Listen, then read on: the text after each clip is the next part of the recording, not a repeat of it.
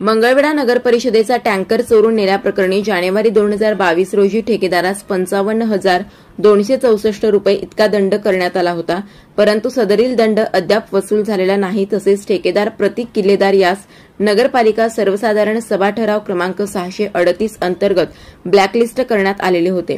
सदरील ठेकेदार ब्लॅकलिस्टेड असताना देखील त्यास कोट्यावधी रुपयांची कामे देण्यात आलेली आहे। या संदर्भात स्वातंत्र्य दिनाच्या पूर्वसंध्येला सुदर्शन यादव यांनी बेमुदत आवरून उपोषण सुरुवात केली आहे।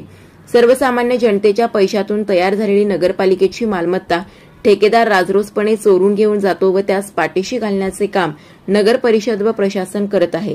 त्यासोबतच ब्लॅकलिस्ट असताना देखील कोट्यावधीची कामे देऊन त्याच पाठीशी घालण्याचे काम नगर परिषद प्रशासन करत आहे। ही बाब निंदनीय आहे व नगर परिषद प्रशासनाचा मी जाहीर निषेध करतो, असे मत सुदर्शन यादव यांनी व्यक्त केले आहे।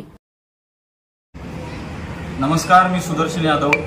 स्वातंत्र्य दिनाच्या पूर्वसंध्येला आज मंगळवेढा नगर परिषदेमध्ये ज्या टँकर चोरून ज्या ठेकेदाराने नेला त्याच्यावरती कारवाई करावी, कारवाई तर झालेलीच आहे। आम्हाला तसं पत्र देखील आमच्याकडे आहे की 2022 साली जो टँकर चोरीला नेला आणि तो युवा मोर्चाने उघडकीला आणला होता, त्यानंतर 55,000 रुपये दंड त्या ठिकाणी भाडे वसूल त्या ठिकाणी केले होते नगरपालिकेने, पण त्यातला 1 रुपयानं नगर परिषदेने भरून घेतलेला होता।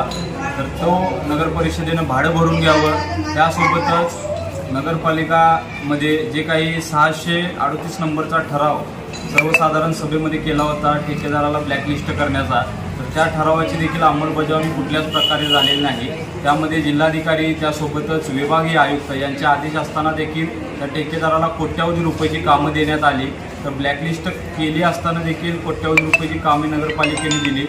त्या संदर्भामध्ये देखील त्याच्यावरती कारवाई करण्यात यावी, जिल्हाधिकाऱ्यांनी तसे आदेश देखील दिलेले आहेत, अहवाल मागवलेला आहे। पण कुठंतरी मुख्याधिकारी त्या ठिकाणी या विषयाला डायव्हर्ट करण्याचा प्रयत्न करत आहेत। ब्लॅकलिस्ट माझ्या काळातलं नाही, ब्लॅकलिस्ट कुठंतरी न्यायालयीन बाब आहे, अशा पद्धतीची गोलगोल उत्तरं देऊन ठेकेदाराला पाठीशी घालण्याचा प्रयत्न मुख्याधिकारी या ठिकाणी करत आहेत। जनतेकडून पाणीपट्टी असेल, घरपट्टी असेल, त्या ठिकाणी दुकानाचे भाडे असतील, हे 12% व्याजदर लावून त्या ठिकाणी वसूल केलं जातं। पण गेल्या 2 वर्षापासून 55,000 रुपयाचा जो काही शासकीय त्या ठिकाणी दंड आहे, जे भाडं आहे, ते अद्याप वसूल केलं जात नाही। खरी आज शोकांतिका आहे। कुठेतरी नगरपालिकेची नेलेली मालमत्ता आम्ही त्या ठिकाणी शोधून काढली, नगरपालिकेची मालमत्ता नगरपालिकेला मिळवून दिली, पण याचं आम्हाला दुःख वाटतंय की त्याच्यावरती कारवाई अधिकारी करत नाहीत। हे खरीतरी एक शोकांतिका आहे, हे दुःख आहे। आणि या ठिकाणी अधिकाऱ्यांची एक कुठेतरी पाठीशी ठेकेदाराला पाठीशी घालण्याची जी तळमळ चाललेली आहे ही निंदनीय आहे। आणि या सगळ्याचा निषेध मी आज या ठिकाणी व्यक्त करतोय। आणि उपोषण जोपर्यंत त्या ठिकाणी सकारात्मक त्या ठिकाणी मार्ग निघत नाही, जोपर्यंत जो काही कारवाई ती कारवाई होत नाही, तोपर्यंत हे उपोषण चालू राहील।